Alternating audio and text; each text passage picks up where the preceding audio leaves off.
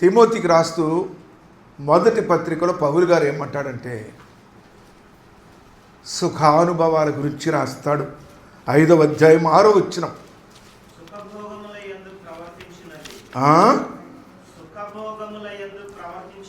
సుఖభోగముల యందు ప్రవర్తించున్నది బ్రతుకుచుండియు సుఖం. చలికాలం ఎక్కువ సుఖము కావాలి కదా, పొద్దు ముడిసేదాకా లేగనియదు. సుఖం అంటే ఏంటనుకుంటున్నారు? ఏదో తాగేది తినేదే కాదు, మోకరి ఇయ్యనియదు, లెక్కటంతోనే ప్రార్థన చేయనీయదు, మళ్ళీ ఒకసారి ఇటు తిరిగి మళ్ళీ ఒకసారి అటు తిరిగి ఈలోగా కాళ్ళ దగ్గరికి వెళ్ళిపోద్ది, అదొకటి మళ్ళీ దాన్ని పైకి లాక్కొని ఎన్ని కష్టాలు.